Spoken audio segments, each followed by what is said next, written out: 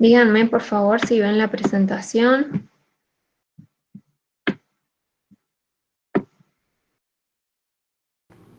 Sí, profe. Buenísimo. Bueno, arranquemos entonces con la clase de hoy. Hola a todos, ¿cómo andan? Vamos a arrancar entonces con la unidad 10, que está referida a soluciones. En particular, van a ver que vamos a trabajar sobre soluciones acuosas. ¿Por qué? Porque la mayoría de las reacciones químicas y de los procesos biológicos tienen lugar en un medio acuoso. Discúlpenme, a ver que alguien más me está pidiendo entrar. Ahí estamos. Dijimos, la mayoría de los procesos biológicos, de las reacciones químicas, ocurren en medio acuoso y es por eso que vamos a estudiar las reacciones en solución acuosa. Pero antes de esto vamos a comenzar definiendo qué es una solución o una disolución. Entonces, una solución o una disolución, como vimos a principio de la materia, es una mezcla homogénea de dos o más sustancias. Generalmente las soluciones van a constar de un soluto, ¿sí?, que va a estar disuelto en un solvente o en un disolvente. Muchas soluciones entonces suelen ser líquidos y en ese caso el disolvente casi siempre es agua, por eso reciben el nombre de soluciones acuosas. Entonces, muchas reacciones químicas se van a llevar a cabo en forma más conveniente con los reactivos disueltos en solución. Perdón nuevamente. Seguimos admitiendo gente. Bueno, por eso es importante que sean puntuales para asistir, porque si no, esto es muy cortado. Entonces, ¿por qué trabajamos en solución acuosa? Porque de esta forma hay una mayor interacción entre el soluto y el solvente, ¿sí? Reaccionan a nivel molecular, entonces la interacción es mayor de lo que sería si tuviésemos una mezcla de sólidos, por ejemplo. Entonces, si estamos diciendo que una solución está formada por un soluto y un solvente, en el ejemplo que vemos acá a la izquierda, tenemos un soluto constituido por unas partículas de algún material de color naranja, y el solvente es agua. Y tenemos entonces acá la solución. Ahora, ¿qué sucedería en el caso de que tengamos agua y alcohol, por ejemplo, dos líquidos? ¿Cuál es el soluto y cuál es el solvente? Como puede ser la imagen que tenemos acá arriba. ¿Qué se imaginan? ¿Cuál es el soluto y cuál es el solvente? ¿Por qué Mateo agua el solvente?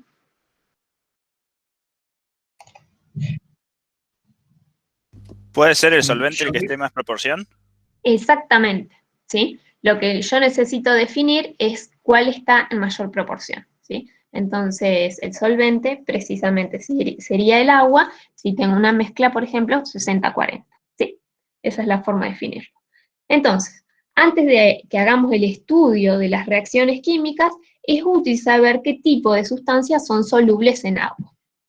Entonces, todos los solutos que se disuelven en agua se van a agrupar en dos categorías.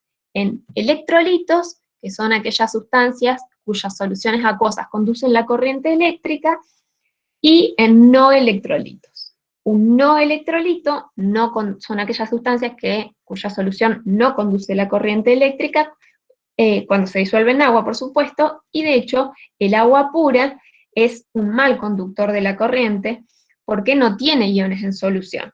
Sin embargo, si agregamos una cucharada de algún compuesto iónico, como puede ser el cloruro de sodio, este se va a disociar y va a permitir que la solución conduzca la corriente eléctrica.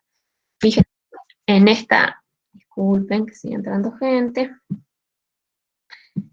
en esta imagen vemos una solución de un compuesto iónico como el cloruro de sodio, que se disocia en sus iones sodio y cloro. Esta solución tiene la capacidad de conducir la corriente eléctrica, no así una solución de un compuesto molecular como puede ser el azúcar. Ahora lo vamos a ver en una pequeña simulación. A ver si... ¿Están viendo la presentación en este momento? Sí, bien. Sí, sí, lo estamos viendo. Dejo de compartir y les voy a compartir, a ver, un pequeño videito muy simple para ver particularmente lo que les acabo de mencionar recién. Fíjense. Díganme, por favor, todavía no. Díganme cuándo empiezan a ver la simulación que les estoy mostrando.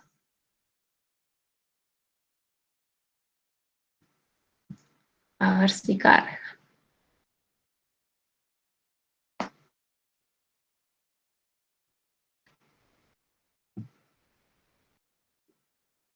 Igualmente después van a ver que en el campus, en la carpeta de la unidad de hoy, hay simulaciones para jugar un poco. ¿Ven la simulación que les estoy presentando? Sí. Bien, entonces dijimos, fíjense, un electrolito, ¿sí? Dijimos entonces, la solución, los solutos que se van a disolver en agua se agrupan en dos categorías, electrolitos y no electrolitos. Un electrolito es aquella sustancia que cuando se disuelve en agua forma una disolución que conduce la electricidad. Este es el caso del cloruro de sodio. Si nosotros ponemos el cloruro de sodio, un minuto, que no le gusta, que no me suscriba. ¿Qué pasa si nosotros ponemos una cucharada de cloruro de sodio en agua?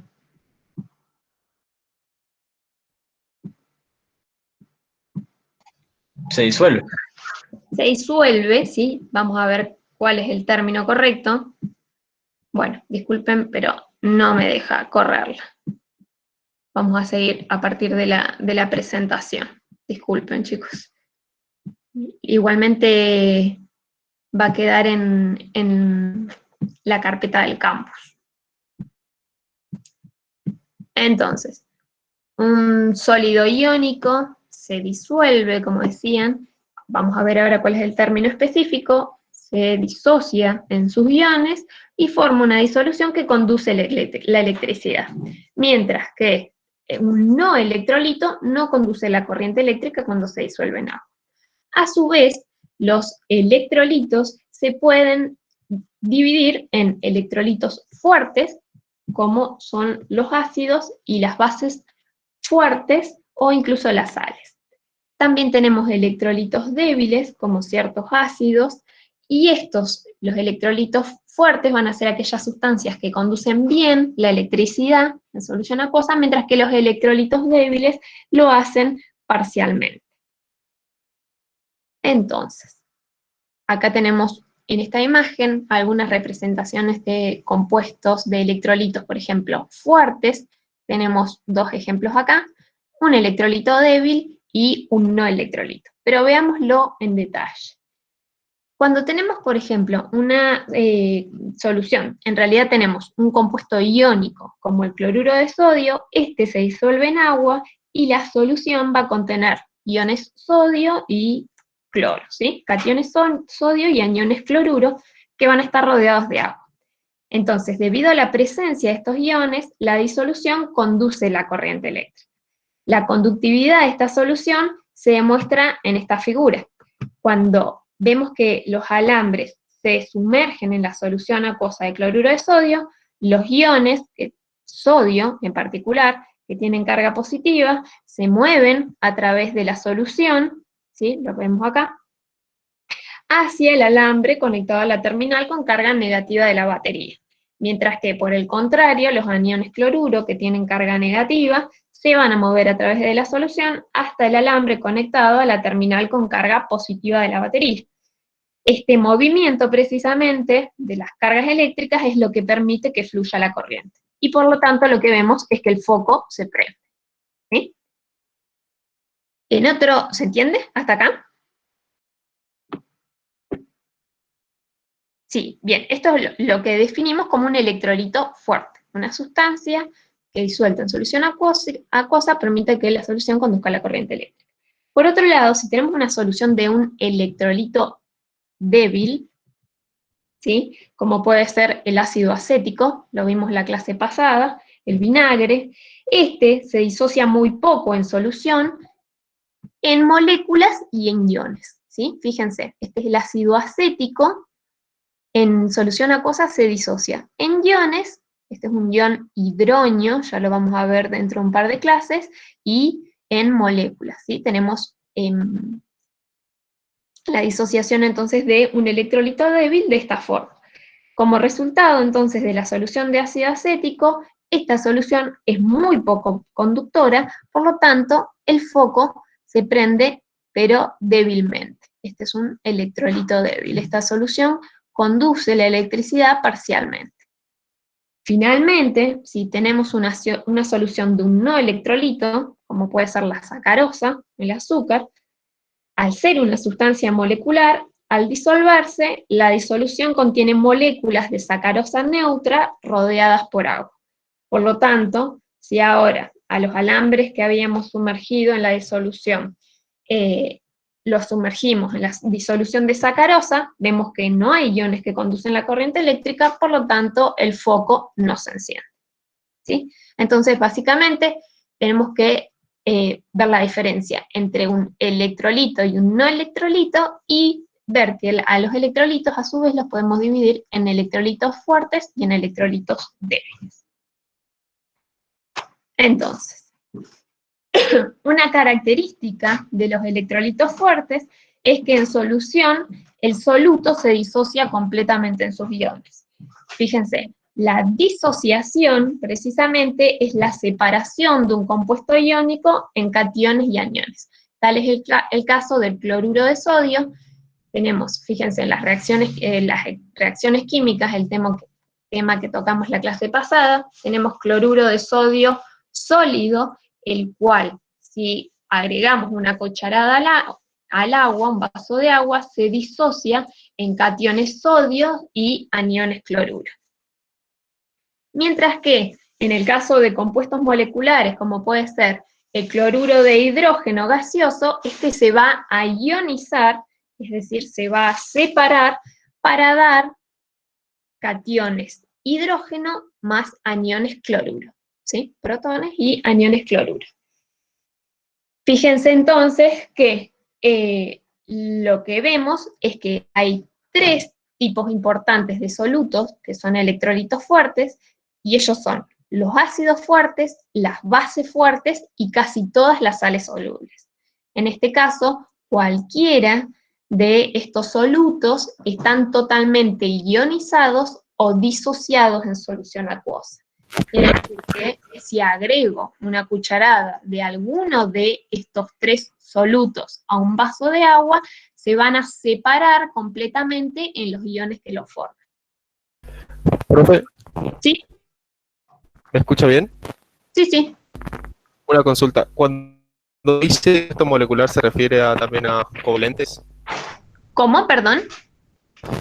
Porque ahí dice, en la disociación se separa un compuesto iónico. En la ionización, cuando dice compuesto molecular, ¿se lo puede tomar también como un compuesto covalente? Exactamente, lo vimos así. Está. Bien, pero fíjense que básicamente estamos hablando de procesos en los cuales el compuesto que agregamos a un vaso de agua para formar una solución se separa completamente en los iones que lo conforman. Y dijimos entonces, electrolitos fuertes que se van a separar totalmente son los ácidos fuertes, las bases fuertes y casi todas las sales solubles. Entonces, veamos qué es cada uno de estos solutos. Un ácido se define como aquella sustancia que produce iones hidrógeno en solución acuosa. ¿Me nombran algún ácido?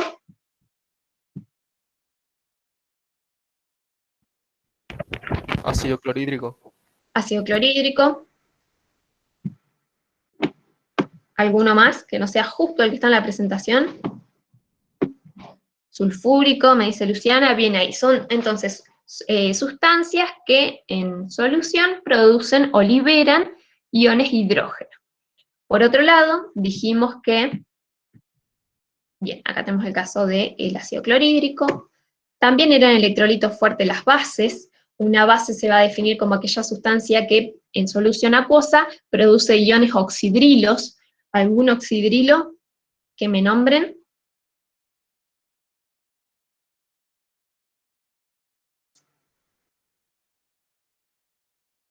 Un compuesto. Hidróxido de sodio. Exactamente, un compuesto que tiene un grupo oxidrilo es un hidróxido, ¿sí? El más conocido es el hidróxido de sodio, también tenemos el hidróxido de potasio en metales alcalinos.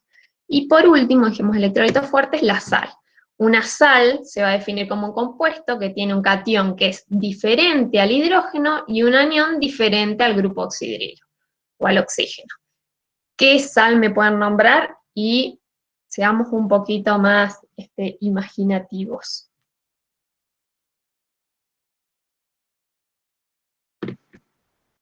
¿Qué sal? Hipoclorito de sodio. ¿Puede ser una? Bien, un compuesto ternario. En el ejemplo tenemos una más simple, pero sí, son electrolitos fuertes. Entonces, otro tipo de sustancias solubles dijimos que son los ácidos. Y los ácidos, distintos ácidos se van a ionizar en diferente grado en solución acuosa, y lo que vemos es que los ácidos se ionizan completamente, por lo tanto son electrolitos fuertes.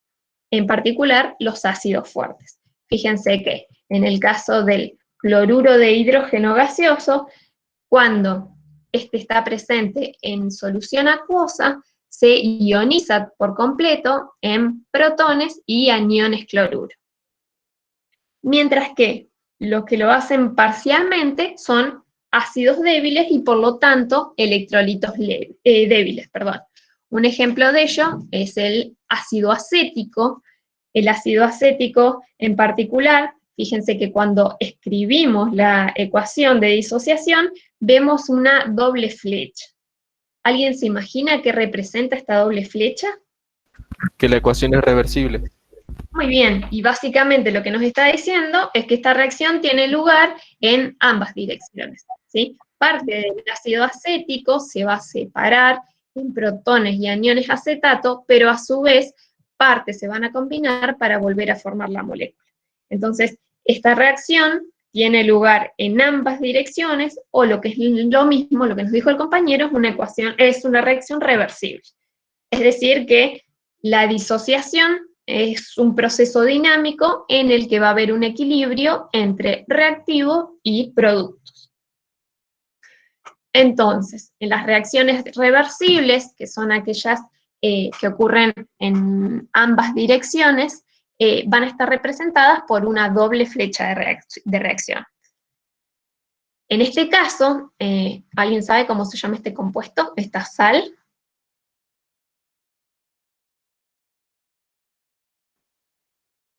Fíjense que cuál les parece que es el catión y cuál puede ser el anión. Exactamente, acetato de sodio. Tenemos el catión sodio y el anión acetato. Esta sal es el acetato de sodio. Dijimos que un tipo de electrolitos fuertes eran las sales. De hecho, la ionización del acetato de sodio es total, ¿sí? Si yo agrego una cucharada de acetato de sodio a un vaso de agua, veo que esta se separa totalmente en cationes sodio y en aniones cloruro. La flecha de reacción va en una sola dirección.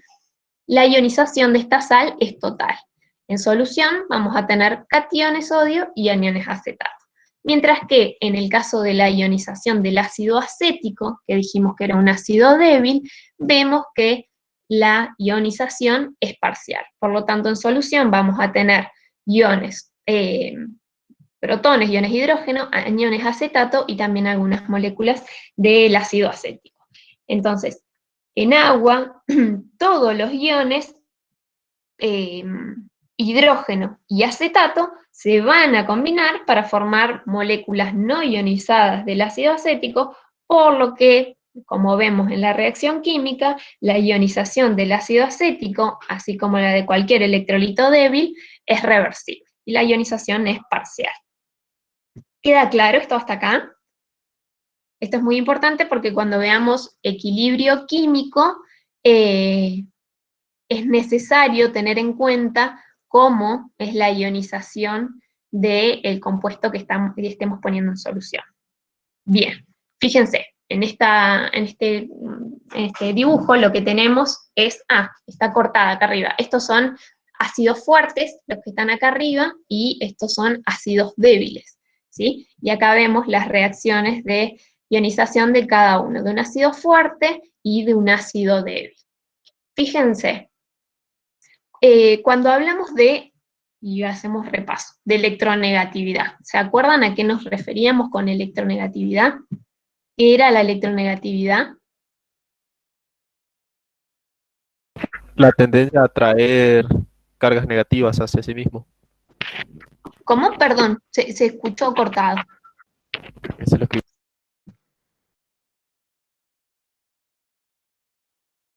Te escucho, Juan, ¿eh? No, era justo eso lo que escribió Luciana. Me Bien. anda medio mal el internet, entonces por eso capaz me está escuchando medio cortado. A mí también, así que cualquier cosa, si empiezan a escuchar cortado, ustedes también díganme y repetimos.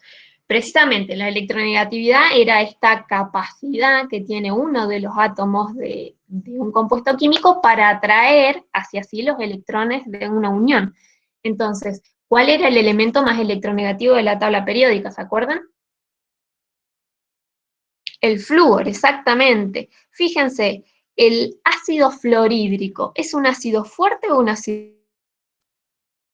Los de arriba son fuertes, me quedó cortado el gráfico. Débil, ¿y por qué les parece que el ácido fluorhídrico es un ácido débil? Y tiene que ver con todo lo que hablé recién. Porque no se disocia completamente. ¿Y por qué? Por la fuerza que tiene el fluoruro para atraer los electrones. Exactamente. El ácido fluorhídrico es un ácido débil porque la ionización es parcial. Al ser tan electronegativo, el flúor va a atraer hacia sí mucho los electrones de la unión química. Por lo tanto, cuando yo o agrego un cierto volumen de ácido fluorhídrico al agua, este no se va a ionizar totalmente, sino que lo va a hacer en forma parcial. Por lo tanto, voy a tener en solución protones, aniones fluoruros y también algunas moléculas del ácido fluorhídrico.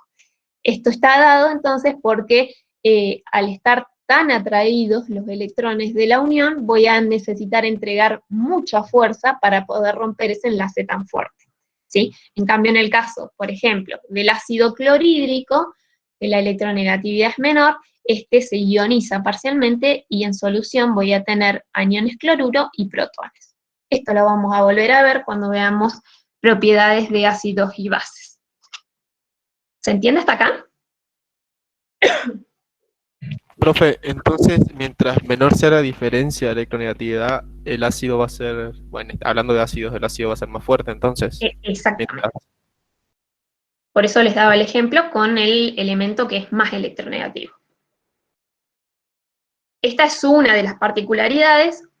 Más adelante vamos a ver qué pasa en el caso de ácidos ternarios, por ejemplo, como pueden ser acá el ácido perclórico y el clórico, que tiene que ver, o sea, la fuerza del ácido tiene que ver también con el estado de oxidación del no metal. Pero lo vamos a ver más adelante, ¿sí? Ahora es importante que se queden con esta idea respecto a la ionización parcial o total. Entonces, sigamos. Así como teníamos los ácidos fuertes y débiles, las bases también se clasifican en fuertes o débiles, dependiendo del grado de disociación. Y esto va a ser para producir entonces grupos oxidrilos en solución acuosa. La mayoría de los hidróxidos metálicos, como el hidróxido de sodio, el hidróxido de bario, son electrolitos fuertes y por lo tanto bases fuertes. Es decir, compuestos que son solubles en agua y están disociados por completo en solución acuosa. Lo que vemos acá es el hidróxido de sodio, que se disocia totalmente en solución acuosa, liberando el catión sodio y el anión oxidrilo. Mientras que en el caso de un electrolito débil, como puede ser el amoníaco, este es una base débil, ¿sí? Igual que vimos entonces con el ácido acético, lo que vemos acá es la reacción de el amoníaco en agua que tiene lugar en menor grado. Entonces la mayor parte del amoníaco permanece sin reaccionar. Por esto vemos que la disociación es parcial, y eso lo estamos viendo en la doble flecha de reacción, y la reacción va a quedar determinada de esta forma, indicando que existe un equilibrio dinámico. Además, las bases también se clasifican, aparte de bases fuertes y bases débiles, en bases insolubles, cuyos hidróxidos son muy poco solubles. Bien, entonces, para tener en cuenta y poder ir uniendo todos estos conceptos, tenemos que pensar, incluso lo vimos en la clase pasada, que si mezclamos dos soluciones acuosas de sustancias que son solubles, si tenemos dos soluciones, imagínense, tenemos dos vasos con dos disoluciones acuosas de dos sustancias distintas. Es posible que si mezclamos estas soluciones ocurra una reacción de precipitación. ¿Se acuerdan cuáles eran las reacciones de precipitación que justo vimos el miércoles?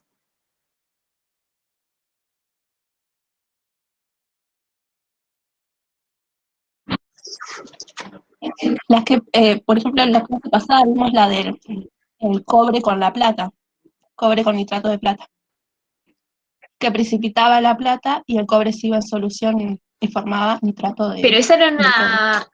sí, esa era una reacción de óxido-reducción, ¿sí? Ahí teníamos transferencias de electrones. En realidad no es que precipitó la plata, sino que se depositó en el cobre por transferencia de electrones con la solución, y después se cayó, pero por el peso propio. Una reacción de precipitación es aquella en la cual, a partir de la mezcla de dos soluciones, se forma un sólido insoluble y este precipita. Era la última que vimos la clase pasada, en la que se formaba el ioduro de plomo, que era ese compuesto amarillo que vimos en la solución. Hoy podemos ver algunos ejemplos más. Entonces, esto es sumamente importante porque nos permite predecir si es posible que de la mezcla de dos soluciones un sólido precipite. Para saber si es posible esto, es necesario conocer la solubilidad de las sustancias. ¿Qué es la solubilidad? La solubilidad es la máxima cantidad de soluto que puede disolverse en una determinada cantidad de solvente a una temperatura dada, ¿sí? Si una sustancia es muy soluble en agua, no va a precipitar, mientras que si tiene baja solubilidad, es probable que precipite, ¿sí? Entonces, fíjense, en este grafiquito podemos hacer una clasificación y decir, fíjense que el color de la solución se va incrementando a medida que yo voy agregando más soluto, y lo que veo es que la solución diluida es aquella en la que tenemos poca cantidad de soluto disuelto, totalmente disuelto, en un disolvente, como puede ser agua. Una solución concentrada es aquella en la que tenemos gran cantidad de soluto disuelto en un disolvente. Entonces, por ejemplo, acá agregamos una cucharada de azúcar, revolvimos, mezclamos y se disuelve completamente. Tenemos una solución diluida. En este otro vaso agrego 2 cucharadas de azúcar, mezclo bien, se disuelve todo el azúcar, tengo una solución concentrada. Acá agrego en el tercer vaso una tercera cucharada, se disuelve totalmente, agrego una cuarta cucharada, se disuelve totalmente. Una solución saturada posee la máxima cantidad de soluto disuelto en una cantidad dada de disolvente. Ahora, si en un cuarto vaso agrego no solo 4, sino 6 cucharadas de azúcar, lo que veo es que hay exceso de soluto, y esto lo vemos porque precisamente no todo el soluto se disuelve, sino que tenemos soluto en el fondo sin disolver, ¿sí? Esta es una solución sobresaturada. La solubilidad, vamos a ver que es un tema complejo, por lo que no siempre se pueden hacer predicciones correctas. Además, el que se forme precipitado o no va a depender de la concentración de los iones que tenemos de reactivos. Y las palabras soluble e insoluble no son del todo precisas. Sin embargo, como regla general, lo que podemos decir es que un compuesto va a ser insoluble si su solubilidad no supera el 0,02 molar, ¿sí? Si su solubilidad es menor a 0,02 moles por litro. Mientras que un compuesto soluble será aquel cuya solubilidad sea mayor a 0,02 moles por litro. Esto lo podemos tomar como un valor estático, pero para hacer predicciones de compuestos solubles o insolubles, lo que podemos pensar también es que un compuesto será soluble, o es altamente probable que sea soluble, si contiene cationes del grupo 1, como el litio, el sodio, el potasio, el rubidio, el cesio, e incluso el ion amonio. Además será soluble, o otros compuestos serán probablemente solubles, si contienen estos aniones, como los aluros, fluoruros, nitratos y sulfatos, con algunas excepciones que son las que pueden ver dentro de los paréntesis que están acá expresados. Y por otro lado, es probable que un compuesto sea insoluble si contiene alguno de estos aniones, como son los hidróxidos metálicos, los carbonatos, fosfatos, arseniatos y algunos sulfuros, ¿sí? Fíjense entonces que hay varias excepciones, y es por esto que les decía que la solubilidad entonces también va a depender, no la solubilidad, sino el que se forme un precipitado o no, va a depender de la concentración de los iones, ¿sí? Así que con esto tenemos algunos parámetros como para definir si un compuesto es soluble en solución acuosa o no. Bien, entonces, viendo la clase pasada, hablamos de estequiometría, ¿sí? ¿Se acuerdan qué era la estequiometría?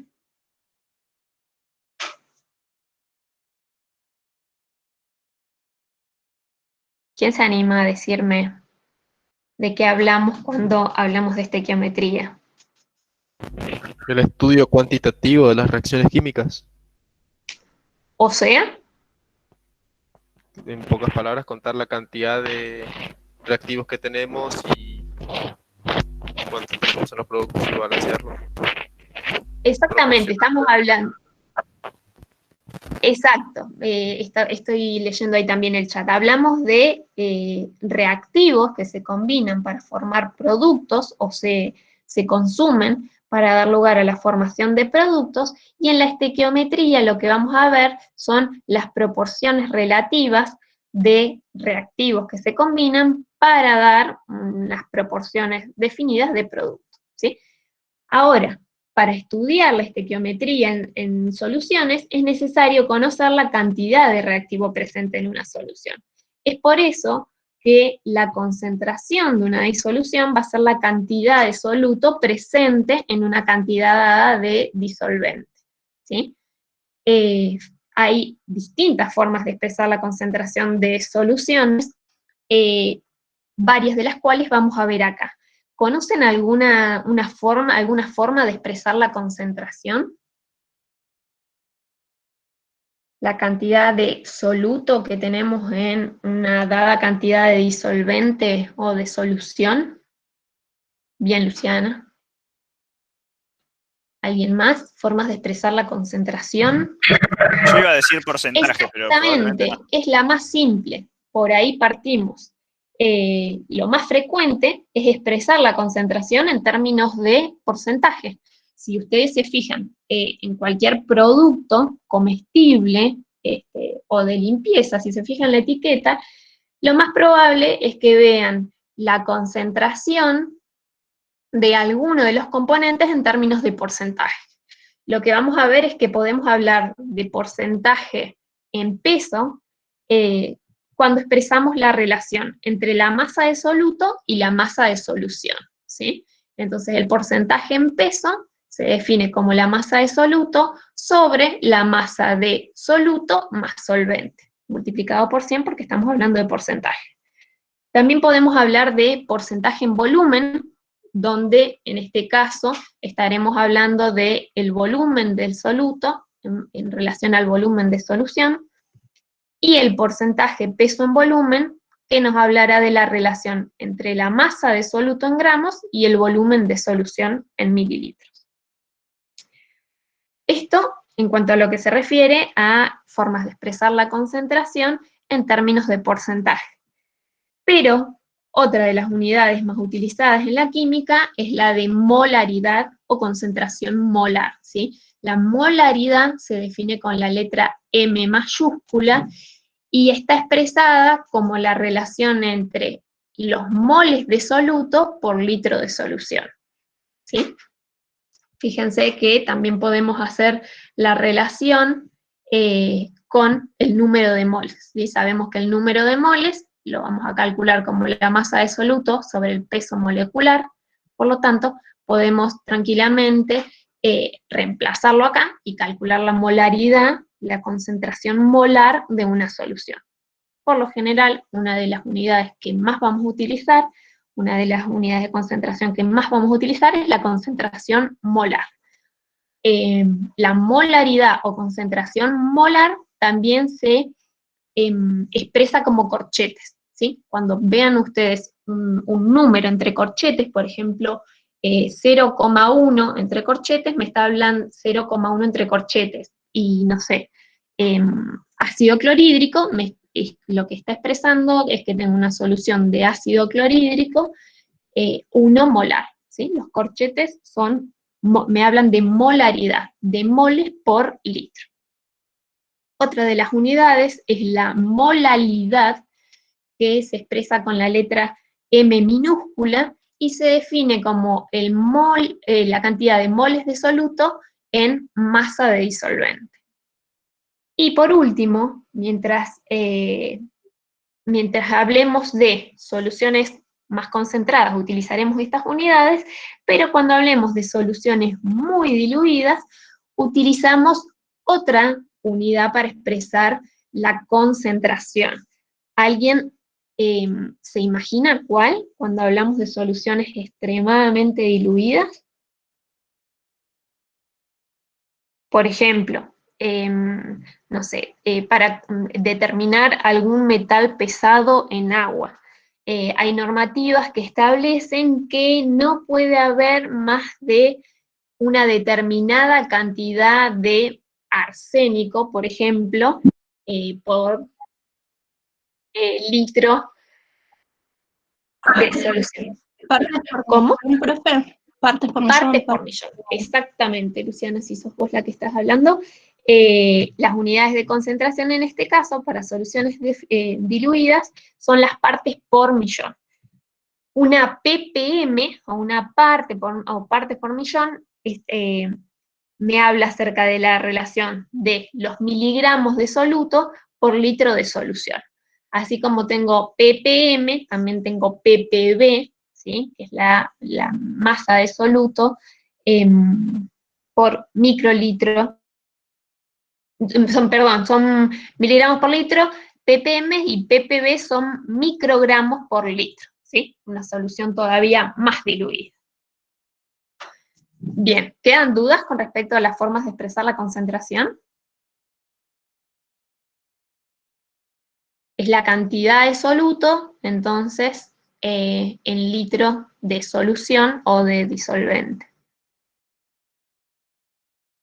Bien, van a ver que en la guía tienen ejercicios de todos los estilos y todos los colores para calcular las distintas formas de expresar la concentración. Entonces, la pregunta ahora es, para ustedes, ¿cuál es la diferencia entre disolver y diluir? Piensen los términos, porque muchas veces lo he escuchado que los usan como del soluto. ¿Cómo? Perdón, se cortó.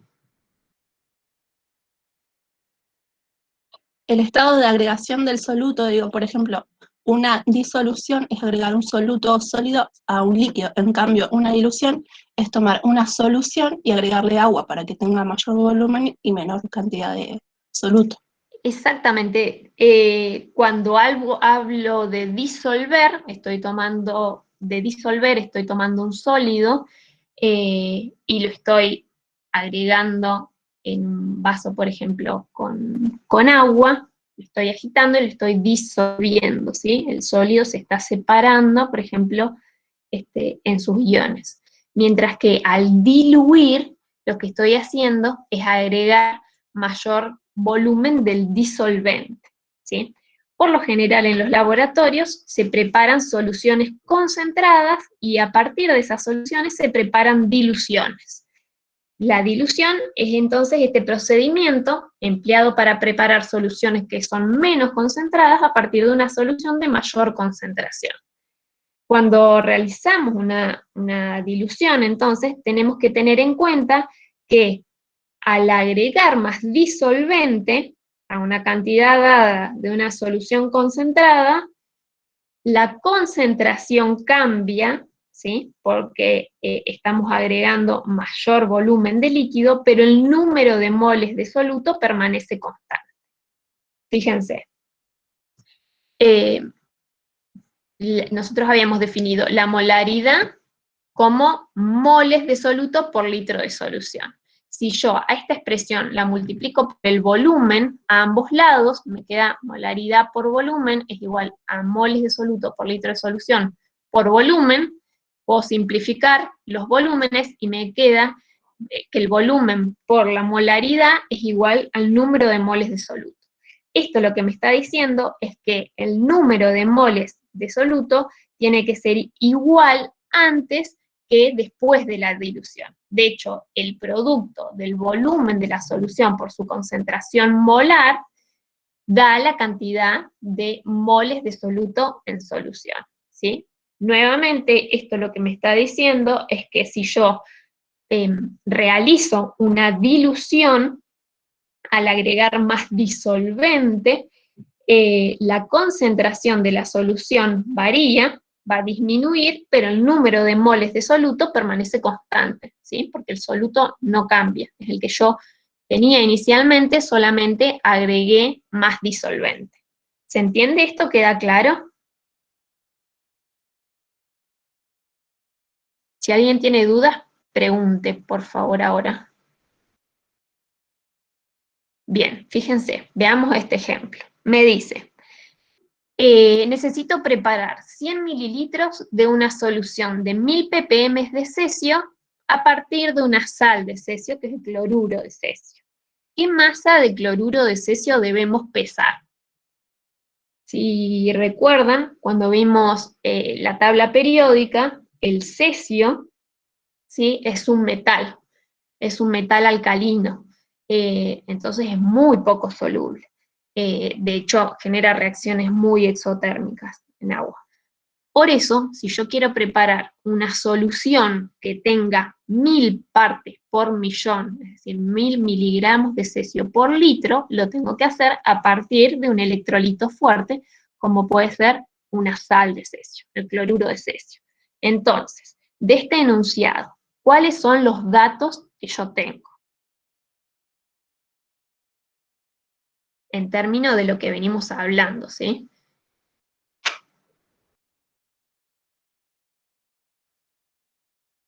¿Quién tiene ganas de prender el micrófono, de escribir? Bien, Juan, volumen y qué más. ¿Qué es esa M?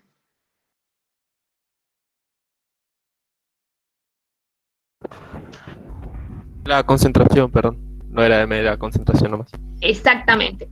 M es molaridad, es una forma de expresar la concentración. Pero el dato que nos está dando es concentración, ¿sí? Fíjense que nos está dando dato, tenemos un volumen, necesitamos preparar 100 mililitros de una solución de 1000 ppm de cesio.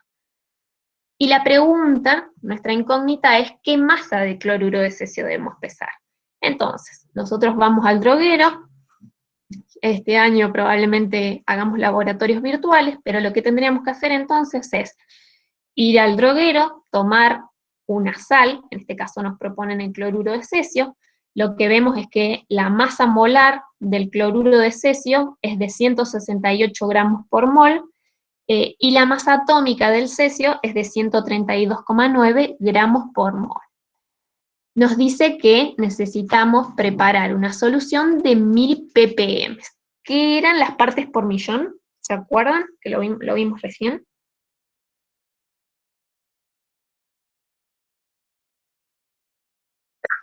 Miligramos por litro. Miligramos por litro. Entonces me dice que tengo que preparar una solución de 100 mililitros con 1000 ppm, 1000 partes por millón. Entonces la concentración yo la tengo, son 1000 ppm de cesio, ¿sí? Y dijimos que ppm eran miligramos por litro. ¿Cuál es el volumen que yo tendría que utilizar acá?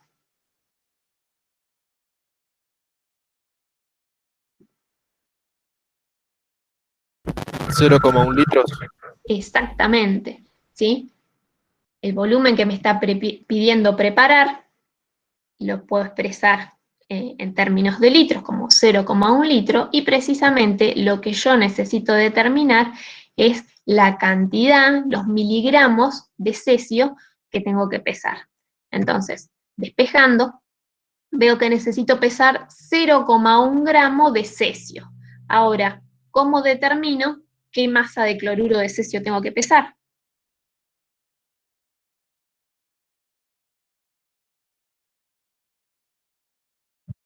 Usando la masa molar del cesio. ¿Y cómo haría?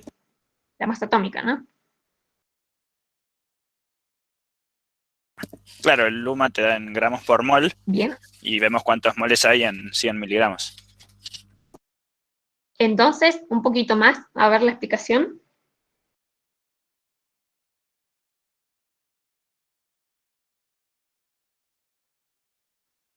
¿Quién estaba hablando? Iban bien encaminados. ¿Cómo haría?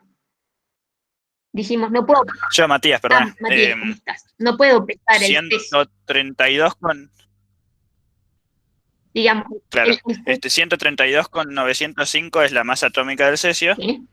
Entonces, eso es en gramos por mol, quiere decir que un mol tiene una masa de 132,9 gramos. Bien. Ahora, haces regla de 3 y sacás cuántos moles son 100 miligramos.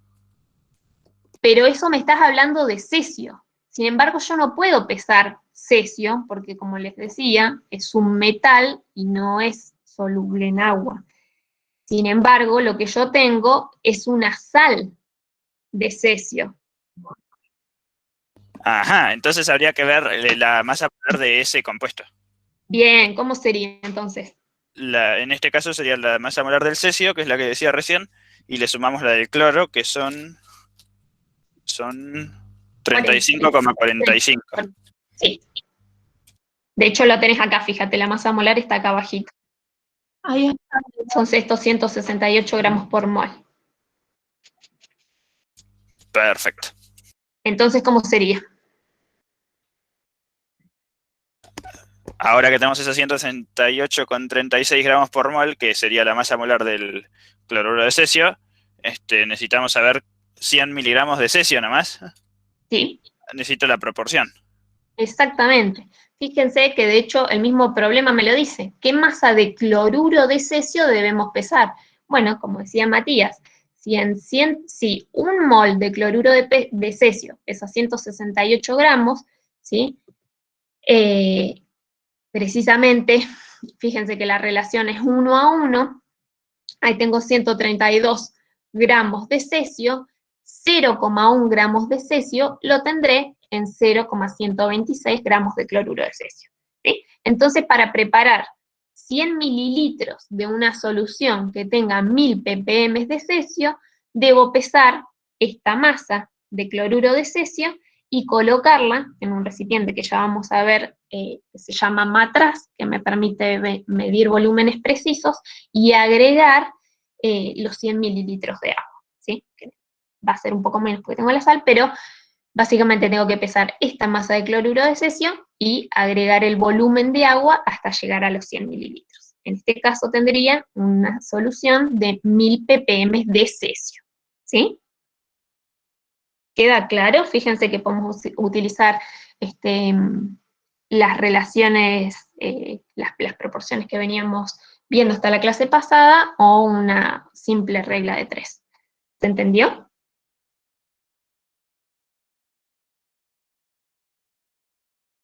Bien, por eso es muy importante leer bien el enunciado, porque no me decía 1000 ppm de cloruro de cesio, sino 1000 ppm de cesio. Por lo general, se preparan soluciones donde lo que yo especifico es la concentración del catión de interés. Entonces, como dijimos, en una dilución, lo que cambia es el volumen de la solución, ¿sí? Y por lo tanto cambia la concentración, pero el número de moles permanece constante. Esto es equivalente a decir, bueno, no sé si nosotros tenemos latas de jugo en Argentina, pero piensen que es un sobre de jugo, yo coloco el soluto, que es el polvo de jugo, y lo que agrego es agua, que es mi disolvente, ¿sí? Tengo el soluto y el disolvente. Básicamente, si yo agrego más agua, lo que estoy haciendo es disolver. ¿Lo repite? Sí, ¿qué parte, Facundo? ¿Todo esto? ¿O desde más atrás? Bien, lo que yo decía es que cuando hacemos una dilución, ¿qué estamos haciendo? Si tenemos, por ejemplo, un sobre de polvo de jugo, yo echo el soluto, ¿sí? Que va a ser el jugo, agrego agua y formo la solución, ¿sí? Ahora si agrego una sola lata de agua, voy a tener una solución concentrada, ¿sí? Intomable. Si agrego más cantidad de agua, agrego más disolvente, ¿qué estoy haciendo? Estoy diluyendo la solución. ¿Cambia la cantidad de soluto? ¿Cambia el número de moles de soluto? No. ¿Qué cambia?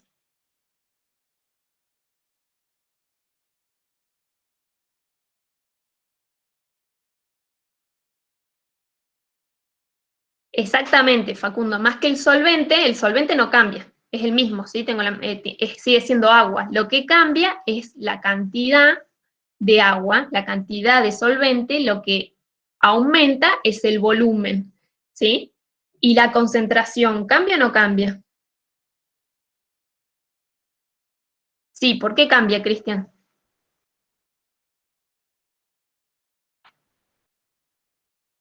O Juan, ¿por qué cambia la concentración?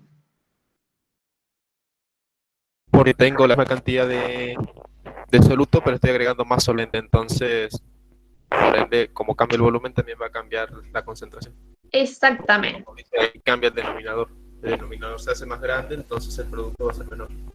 Perfecto. La molaridad entonces de la solución va a disminuir porque tenemos los mismos moles de soluto, pero se dividen en más litros o mililitros de solución.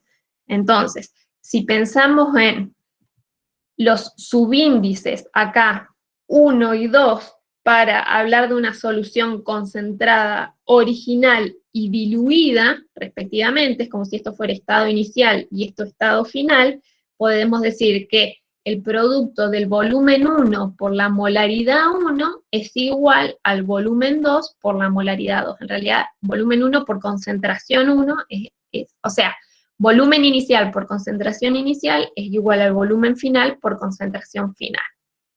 Y veamos este otro ejemplo. Nos dice, a partir de la solución que preparamos recién, es decir, 1000 ppm de cesio, se desean obtener 10 mililitros de una solución de 500 ppm de cesio. ¿Qué dilución debo hacer? Hagamos el análisis que hacemos generalmente. ¿Qué datos tengo y cuáles son las incógnitas? Los datos son las dos concentraciones, o sea, la concentración inicial, la concentración final y tenemos el volumen final. Exacto. ¿Y qué pregunta? ¿Cuál es mi incógnita? Y lo que debería faltarme es el volumen inicial. Muy bien, no sé si todos lo entendieron así de fácil, muchas veces se marean con el tema de cuál es la concentración inicial, cuál es la final, cuál es el volumen inicial, cuál es el volumen final. Fíjense, del problema anterior yo tenía un matraz, esto es un matraz, es un recipiente de vidrio aforado, este aforo, esta liñita que yo veo acá, que está grabada en el vidrio, me indica el lugar hasta el cual yo debo llenar para tener, por ejemplo, en este caso, 100 mililitros de solución, ¿sí? Entonces, en este matraz, que sería el del ejemplo anterior, yo tenía una solución de cloruro de cesio con una concentración de 1000 ppm de cesio, ¿sí? Tengo 100 mililitros con 1000 partes por millón de cesio. Ahora, el problema me dice que de esta solución, que eran 100 mililitros de 1000 ppm de cesio, necesito preparar solo 10 mililitros, ¿sí? Con 500 ppm de cesio, ¿sí? Necesito entonces hacer una dilución. Entonces voy a tener un matraz más pequeñito, de hecho de 10 mililitros de volumen, en el que necesito que solo haya 500 partes por millón de cesio. ¿Qué les parece que debemos hacer? ¿Cuál les parece? Agregar más solvente. Descríbanme todo el procedimiento.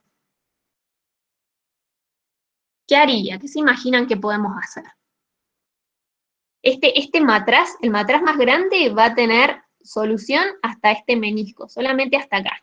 Y para tener 10 mililitros, va a tener solución solo hasta, o sea, lo voy a poder llenar solo hasta acá. Si me paso, ya no tengo 10 mililitros, sino que voy a tener más.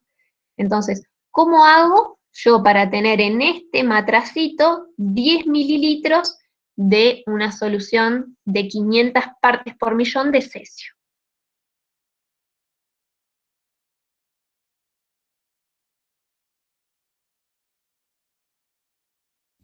Tener el volumen final es fácil. El tema es cómo reducir la concentración. ¿Quién lo ayuda? Creo que Matías habló. ¿Qué puedo hacer? ¿Qué les parece que puedo hacer? ¿Yo puedo trasvasar los 100 mililitros? ¿Puedo trasvasar todo lo que hay este matraz a este? No, porque no me va a dar abasto el matracito este, ¿sí? Tiene 100 mililitros de capacidad, mientras que este tiene 10 mililitros, perdón, mientras que inicialmente acá tenemos 100 mililitros. Entonces, ¿qué puedo hacer? Hay que calcular el volumen 1, digamos. Bien. O sea, el volumen de la solución inicial. Se hace el volumen 2, que son los 10 mililitros, por la concentración 2, que son las 500 partes por millón, dividido la concentración inicial, que son 1000 partes por millón. Con eso voy a obtener el volumen que tengo que sacar de la solución inicial para diluir después en el segundo matraz. Perfecto. ¿Quién está hablando? ¿Luciana? Sí, Luciana. Bien, algunas voces ya empiezo a reconocer. Exactamente, lo que dijo la compañera es lo que tenemos que hacer. Como todo, yo no puedo trasvasar todo el volumen de matraz de 100 mililitros a uno de 10, ¿sí? Porque se va a rebalsar. Lo que tengo que calcular es qué volumen o qué alícuota, qué volumen, qué fracción de volumen tengo que sacar de este matraz, trasvasar a este y luego completar con agua para diluir, ¿sí?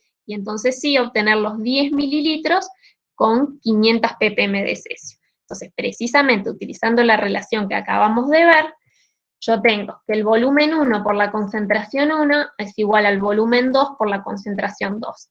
¿Cuáles son nuestros datos? Bueno, los datos finales. Necesitamos 10 mililitros con 500 partes por millón de cesio. Ahora, ¿cuáles son los datos iniciales? No voy a poner estos dos datos porque yo no, como dijimos recién, no voy a tomar los 100 mililitros, solamente voy a tomar una fracción. Y de hecho lo que necesito saber es qué fracción voy a tomar, qué pequeño volumen voy a tomar.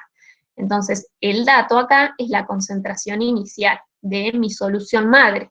Dijimos que por lo general se preparan soluciones concentradas y después se diluyen.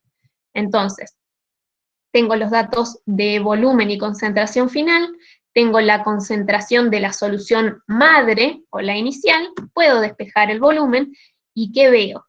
Que el volumen inicial, o el volumen que yo voy a necesitar tomar, son 5 mililitros de la solución de cloruro de cesio. Entonces, con una pipeta volumétrica, que ya lo vamos a ver cuando veamos material de laboratorio, voy a tomar un volumen de 5 mililitros de esta solución, lo voy a trasvasar al matraz más chiquitito y luego voy a agregar agua hasta completar los 10 mililitros. ¿Sí? De esta forma estoy obteniendo una solución de 10 mililitros con 500 partes por millón de cesio. ¿Se entendió?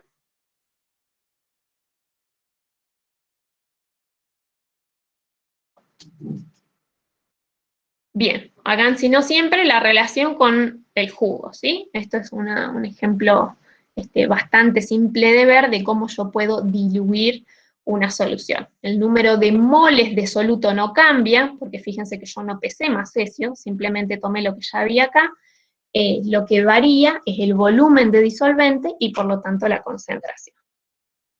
Bien, con esto ya dimos un paneo general de lo que es una solución, y en particular hablamos de soluciones acuosas. Por lo tanto podemos hablar de algunas de las propiedades de las soluciones.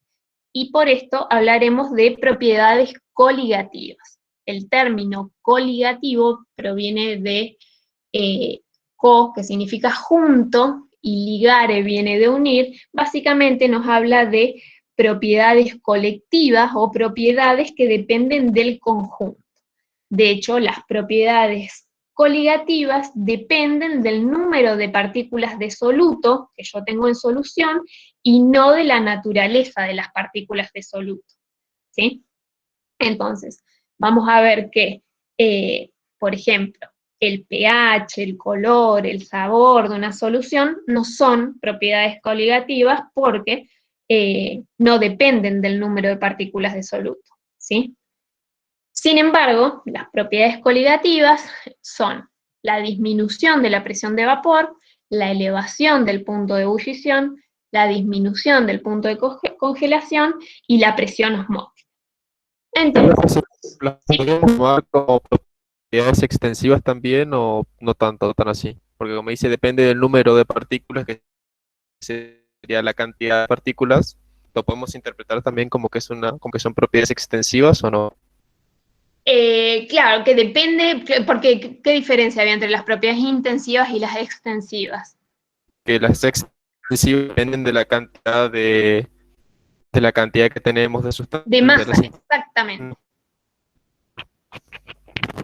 Entonces, para ir definiéndolas una a una, empecemos pensando en la presión de vapor, ¿sí? Cuando tenemos, por ejemplo, un recipiente abierto con un líquido, este se va a ir evaporando hasta un determinado punto. Por supuesto, esta evaporación va a ser muy lenta. Si, por ejemplo, tenemos un vaso de agua arriba de la mesa, con el pasar de los días y dependiendo de la temperatura, vamos a ver que el volumen del líquido disminuye, y esto está dado porque el líquido se evapora, ¿sí? Si ahora yo tengo un recipiente cerrado, lo que vemos es que el líquido se va a ir evaporando y las moléculas gaseosas van a ejercer presión, ¿sí? Entonces, en cuanto algunas moléculas del líquido, por efecto de la temperatura, se van separando del líquido, se establece la fase vapor. Entonces, cuando la velocidad de pasaje del líquido al estado gaseoso igual a la velocidad de pasaje del estado gaseoso al líquido, decimos que el sistema ha alcanzado el equilibrio porque está dada por la presión de vapor que está en equilibrio en el líquido con el gas. En este caso estamos hablando entonces de que es posible medir la presión de vapor. Fíjense,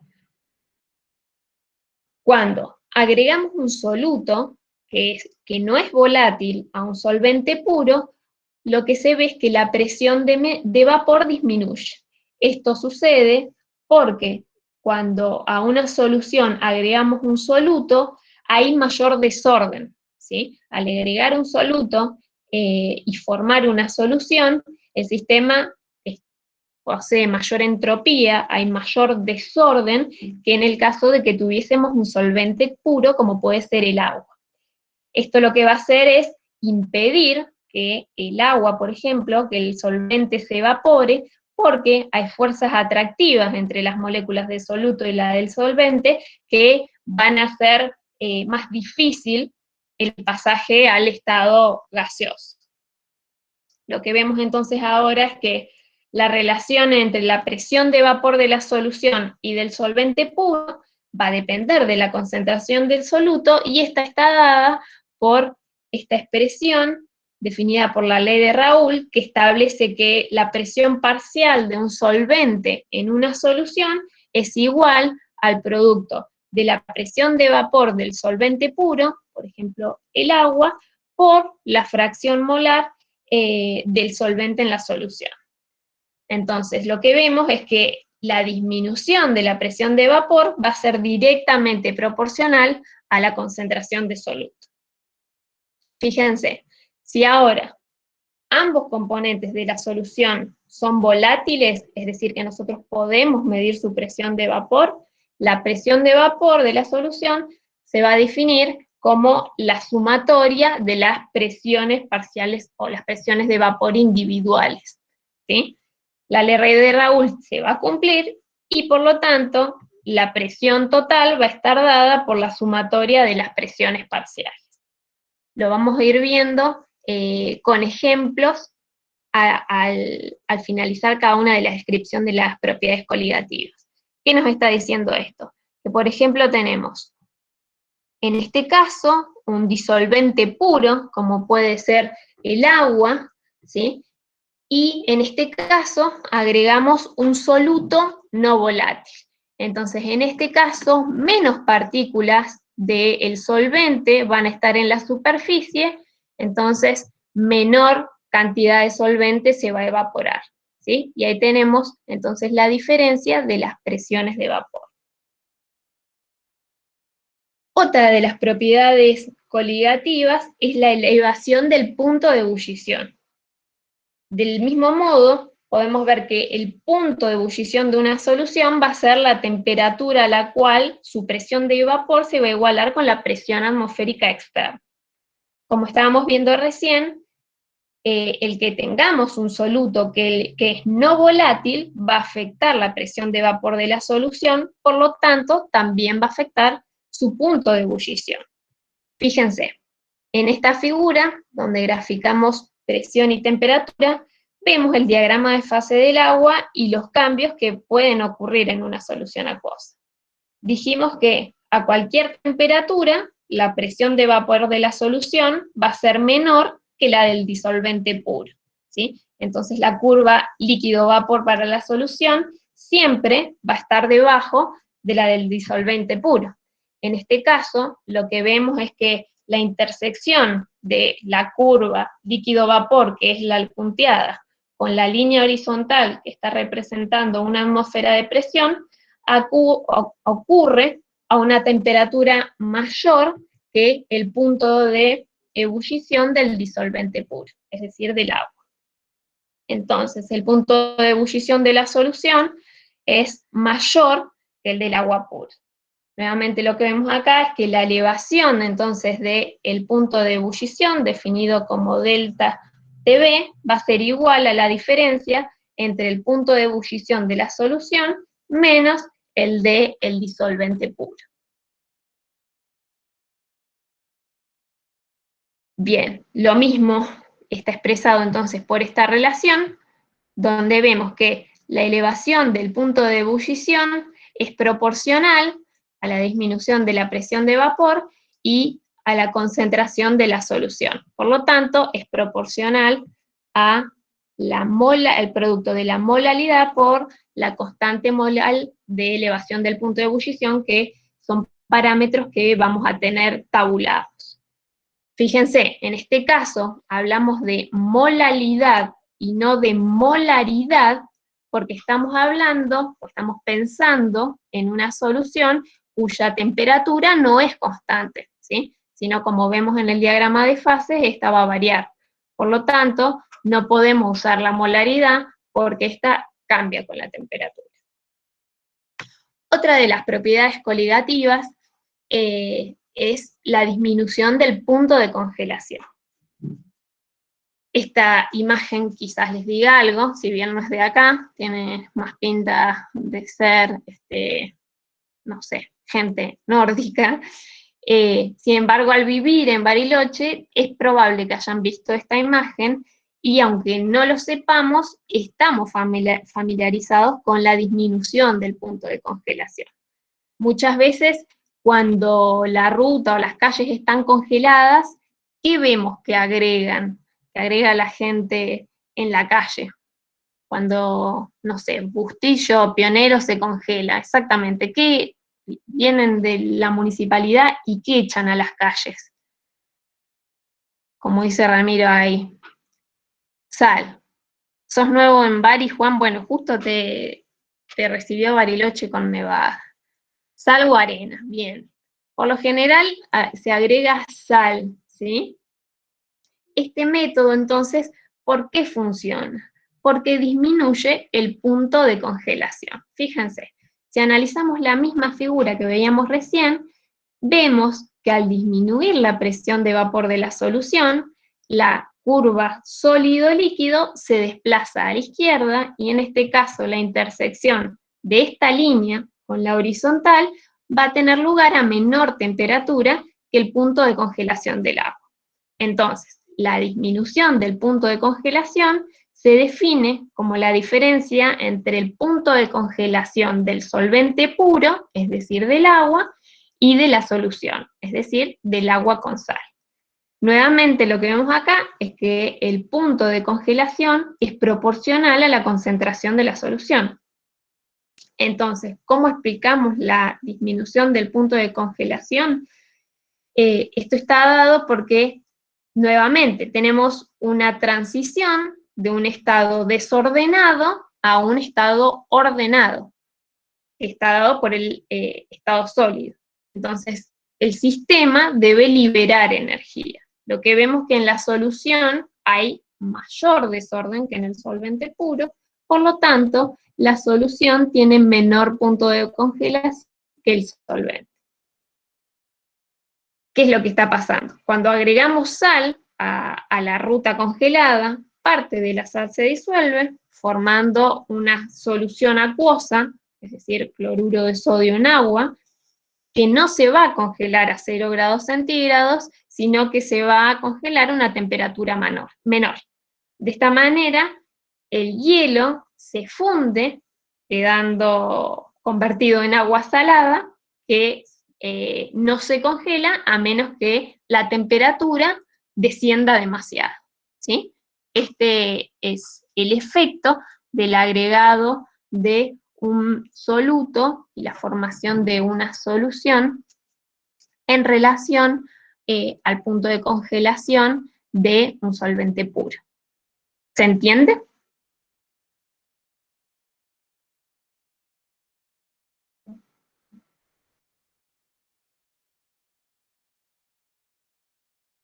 Bien, ahora vamos a ver unas imágenes de algunos experimentos de paso.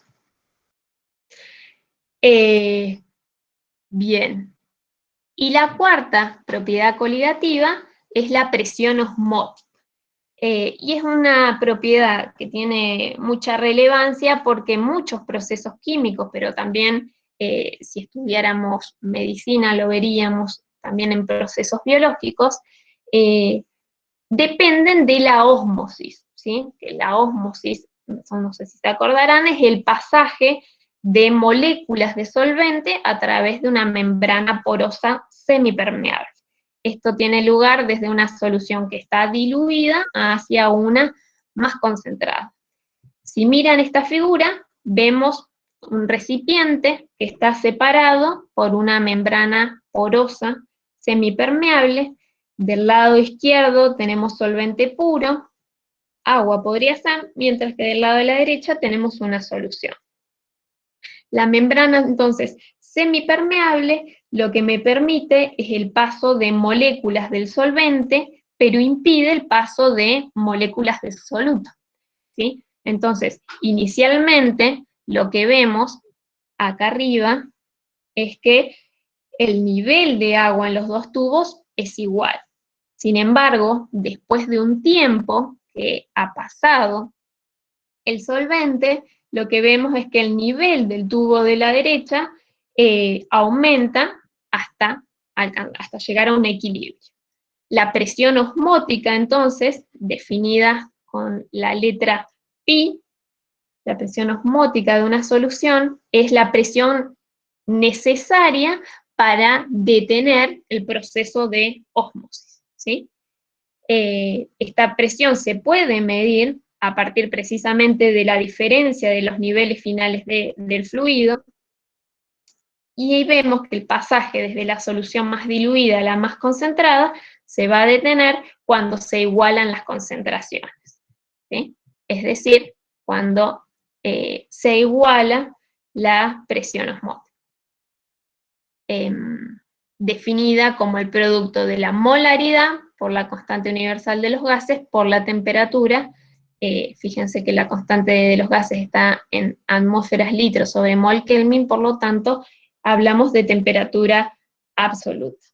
Nuevamente entonces, como la presión de vapor del agua pura es mayor a la de la solución, vemos que hay transferencia del tubo de la izquierda hacia el tubo de la derecha, y una aplicación de esto, por ejemplo, es, o un ejemplo cotidiano en el que podríamos verlo, es en los pepinos en vinagre y sal, ¿sí? Si yo, para preparar este tipo de encurtido, el pepino, que es una verdura que tiene mucha agua, se coloca en una solución que contiene vinagre y sal. Luego de un tiempo vemos que los pepinos se contraen debido a que hay pérdida de agua que va a fluir precisamente desde el interior del pepino a la solución más concentrada, ¿sí? Entonces, como la elevación del punto de ebullición y la disminución del punto de congelación, la presión osmótica también es proporcional a la concentración de la solución, que va a ser lo esperable, dado que, como dijimos inicialmente, las propiedades coligativas van a depender del número de partículas de soluto disuelto en la solución. Entonces, si dos soluciones tienen la misma concentración y por lo tanto la misma presión osmótica, hablamos de soluciones isotónicas. Mientras que si tenemos dos soluciones que tienen distinta presión osmótica, la que tiene mayor concentración se denomina hipertónica y la más diluida hipotónica.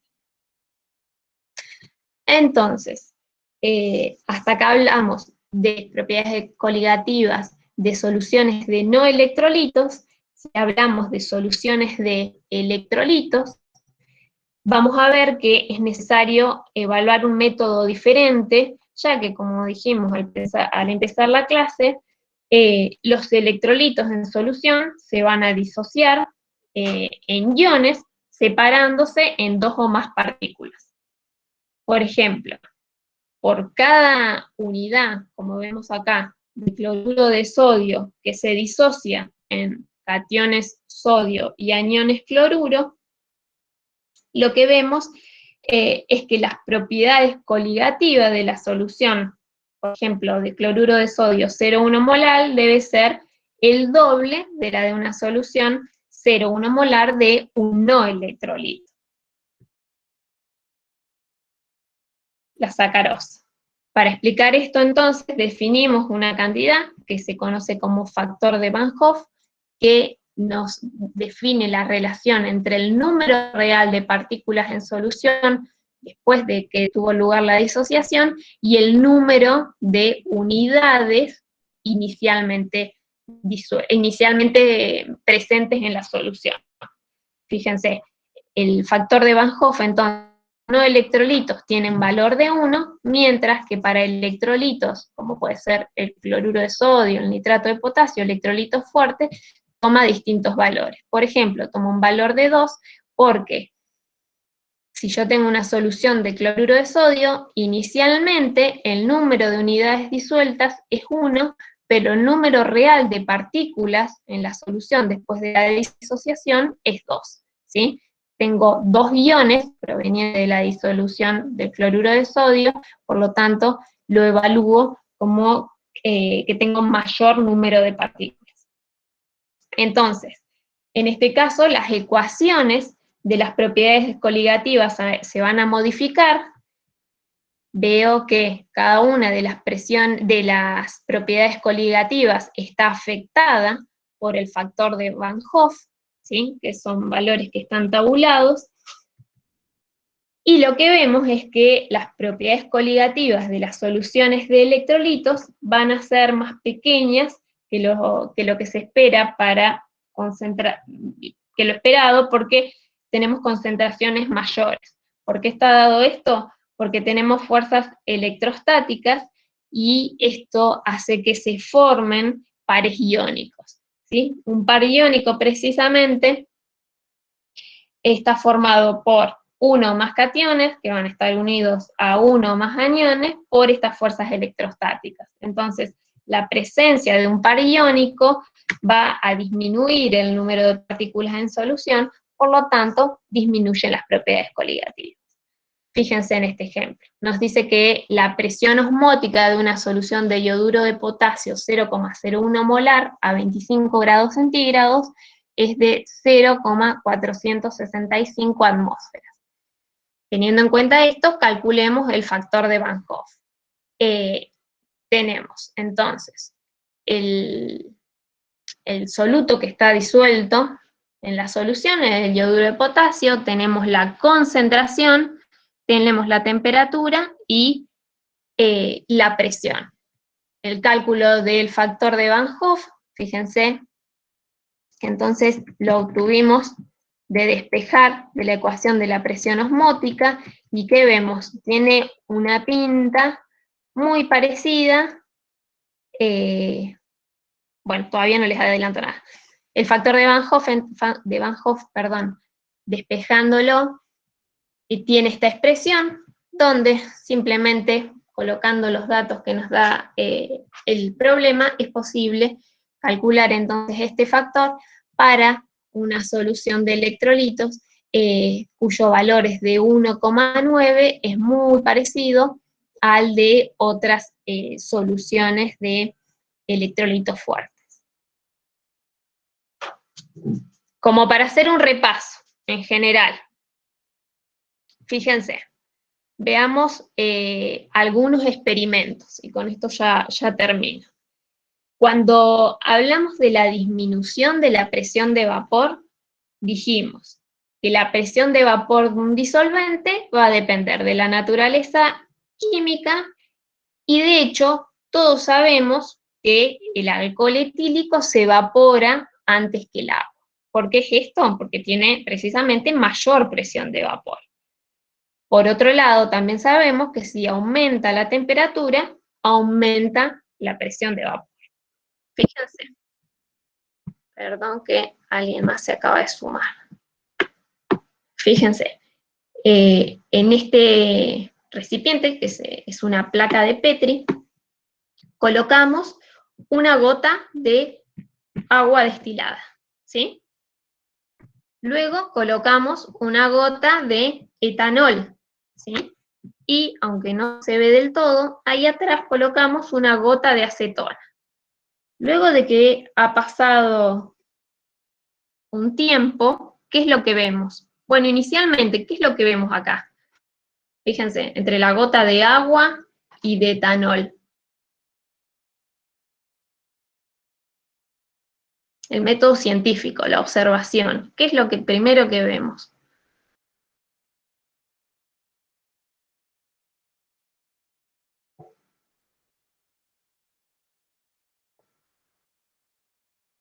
¿Alguien quiere participar? ¿Qué es lo que vemos que hay de diferente entre la gota de agua y la gota de etanol? El color. No necesariamente, son incoloros los dos. La forma, ¿qué hay con respecto a la forma? Ah, perdón, recién me están llegando el chat. Con respecto a la forma, en realidad lo que estamos viendo es una diferencia en la tensión superficial, ¿sí? Del etanol y del agua. De hecho, lo que vemos acá es que la gota de etanol está como más desparramada, más aplastada, porque tiene menor tensión superficial, ¿sí? La gota de acetona está acá atrás. A medida que va pasando el tiempo, lo que vemos es que la gota de acetona desapareció, la de etanol está desapareciendo, pero la de agua todavía no se evaporó, ¿sí? Permanece igual. ¿Qué es lo que vemos en esta tabla? Que la presión de vapor a 20 grados centígrados es mucho mayor para la acetona que para el agua, que para el etanol y que para el agua. Esto nos está explicando, ¿sí?, por qué la gota de acetona desapareció, la de etanol está desapareciendo y la de agua todavía está presente. Fíjense, si ahora disolvemos un soluto, como en este caso es ácido cítrico, en alcohol etílico, tengo entonces un vasito de precipitado en el que puse ácido cítrico, agrego alcohol etílico, mezclo bien y coloco una gota de la solución en el papel y una gota de alcohol etílico. Lo que yo voy viendo a medida que pasa el tiempo es que la gota, no sé si alcanzan a ver acá, pero hay dos gotas, tenemos una gota acá y otra gota que está clara, pero es un poquito más grande acá.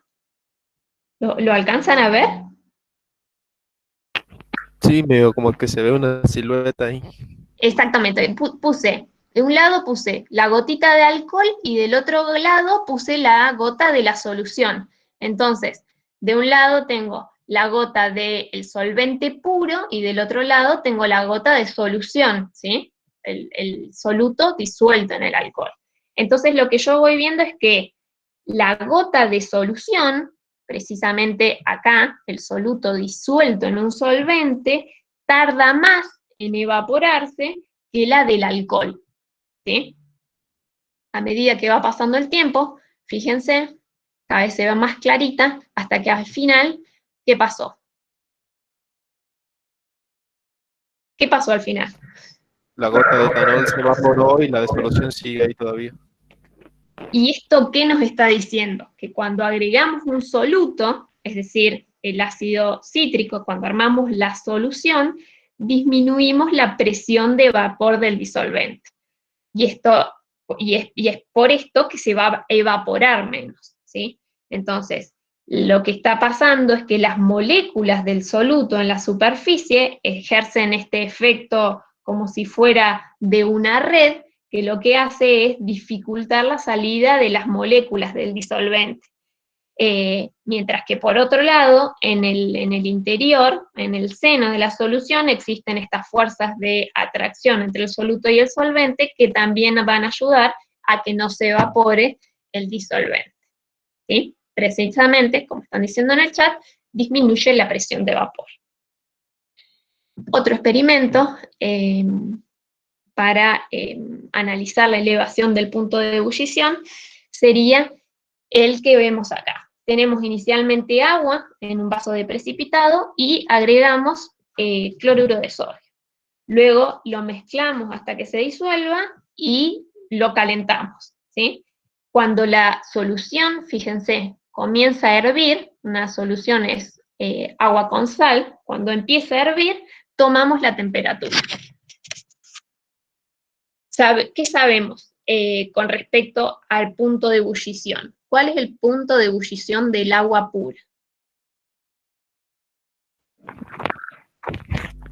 100 grados Celsius. ¿A qué presión? A una presión de una atmósfera. Exactamente, ¿sí? Conocemos la temperatura de ebullición del agua, que es de 100 grados Celsius. Sin embargo, fíjense, en el caso del ejemplo del experimento que estamos viendo, tenemos una solución de agua con sal y vemos que cuando está en ebullición, colocamos una sonda, un termómetro, y vemos que la temperatura indica 107,5 grados Celsius. Estamos bastante por encima del punto de ebullición del agua pura. Esto precisamente es lo que se conoce como aumento ebulloscópico o elevación del punto de ebullición. Fíjense, si ahora retiramos el brazo del fuego, ya no está hirviendo, pero la solución todavía se mantiene caliente, vemos que igualmente la solución se encuentra por encima de los 100 grados centígrados, de los 100 grados Celsius, de hecho está a 104 grados. ¿Sí? Esto es lo que conocemos como entonces elevación del punto de ebullición o aumento ebulloscópico. ¿Qué pasa ahora si repetimos este experimento, pero en vez de con cloruro de sodio, con cloruro de calcio? ¿Sí? Tenemos entonces un mismo vasito de precipitado en el que ahora agregamos cloruro de calcio, otro compuesto iónico, cuya diferencia es que es mucho más soluble en agua que el cloruro de sodio. Fíjense, la solubilidad expresada en gramos por litro, a 20 grados centígrados, la solubilidad del cloruro de calcio es de 740 gramos por litro, mientras que la del cloruro de sodio es de 359. Es decir, que en el mismo volumen de agua yo puedo haber agregado mucho más cloruro de calcio, que se va a disolver perfectamente, precisamente porque es mucho más soluble que el cloruro de sodio.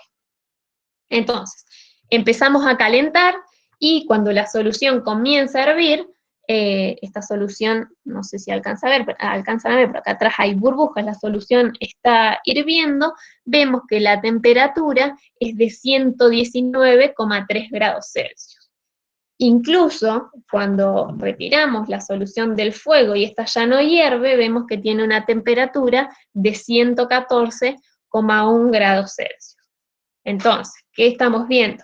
El aumento ebulloscópico es precisamente el aumento del punto de ebullición de una solución que está formada por el cloruro de calcio, en este caso, disuelto en agua. Lo que influye entonces en la elevación del punto de ebullición es la cantidad de partículas en solución.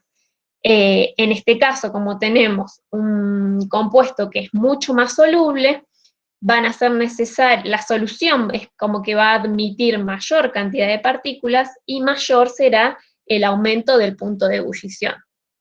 Lo que veíamos es que en el caso del cloruro de sodio, esta sal se disocia en iones sodio y aniones cloruro, por lo tanto, por cada molécula de cloruro de sodio tenemos dos iones que podemos considerar como dos partículas, es decir, que harían un efecto doble, mientras que en el caso del cloruro de calcio, se va a disociar en cationes calcio y en dos aniones cloruro, por lo tanto, por cada molécula de cloruro de calcio tenemos 3 iones, ¿sí? Por lo tanto tenemos aún un efecto mayor, es decir, un mayor aumento de la temperatura de ebullición.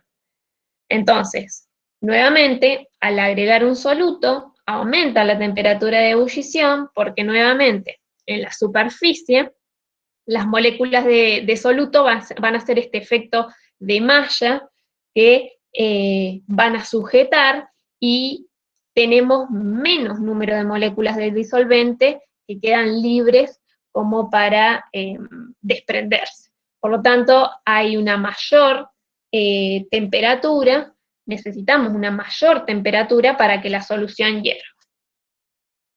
¿Se entiende? Estas dos propiedades coligativas que vimos con estos experimentos.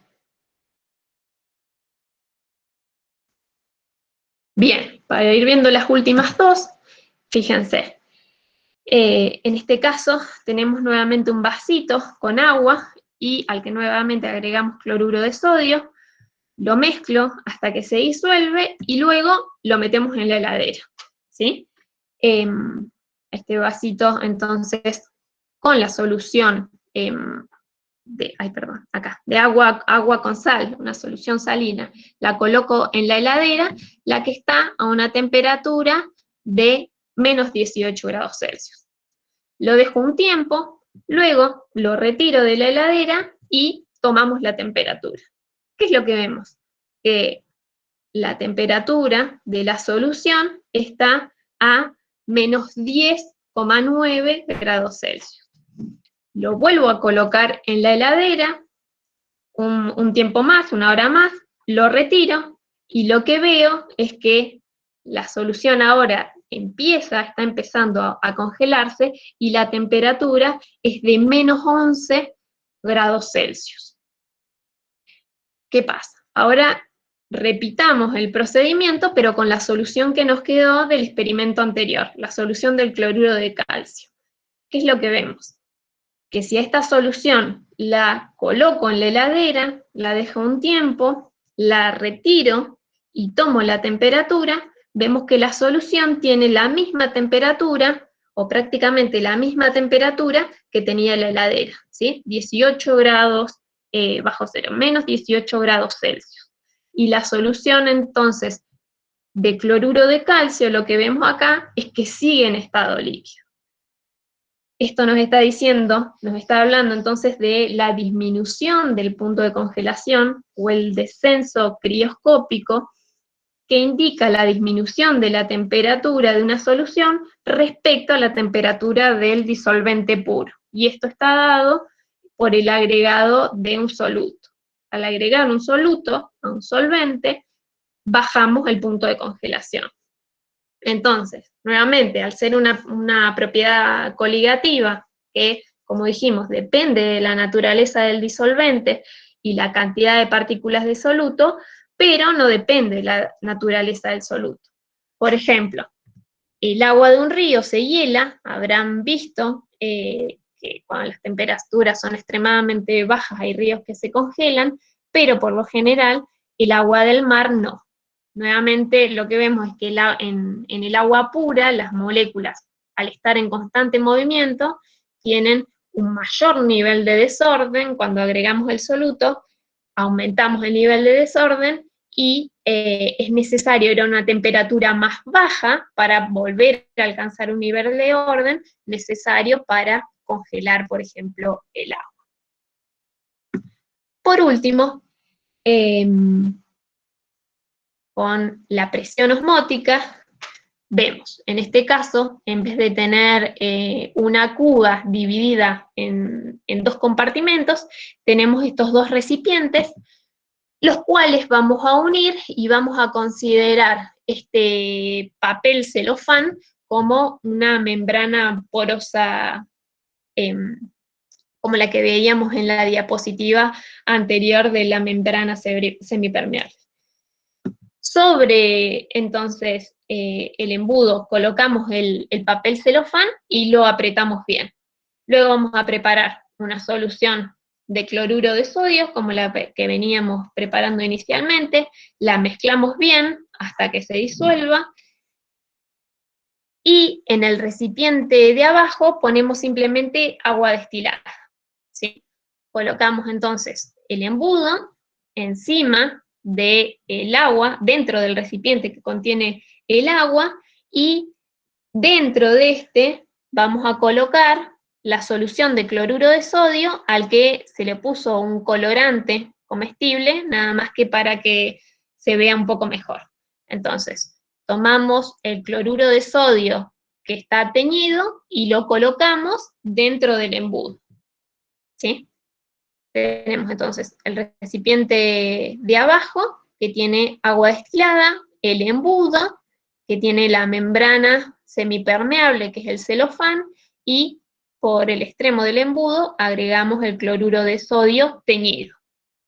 Lo que vemos es que luego de 2 horas, el nivel del líquido del cloruro de sodio subió. ¿Qué es lo que sucedió? Lo que veníamos hablando. En el recipiente de abajo teníamos agua, la cual atraviesa el papel celofán, que es la membrana semipermeable. Entonces vamos de una solución una más diluida a una más concentrada. Esto entonces lo que produce es el aumento del nivel, como si quisiéramos igualar las concentraciones de los dos recipientes.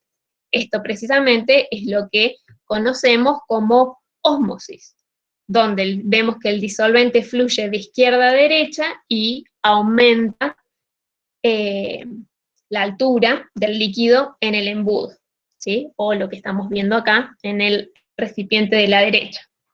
Esta altura precisamente se conoce como presión hidrostática y la presión osmótica se va a definir como esta presión que necesitamos ejercer sobre la disolución para evitar que entre ella y el disolvente puro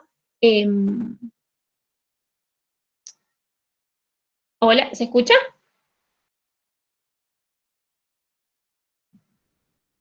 Bien, entonces lo que les decía es que la presión osmótica precisamente va a ser la presión que necesitamos imprimir sobre una disolución para evitar que entre el disolvente puro a través de la membrana semipermeable que los conecta.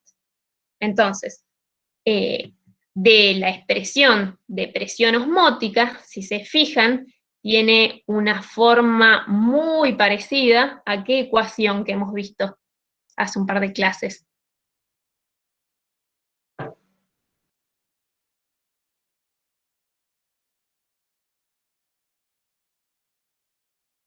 ¿No les suena a nada la ecuación de la presión osmótica? Exactamente, la ecuación de Se parece un poco al... Exactamente.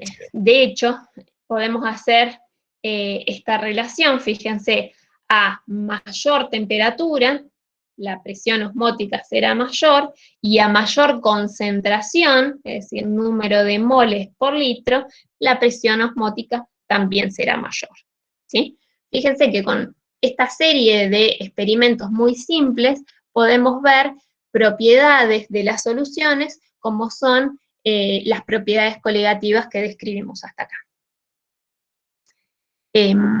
Esto ha sido todo por hoy, para la clase teórica de hoy. Hay un par de simulaciones que van a quedar probablemente en el campus, en la carpeta de la unidad de hoy. También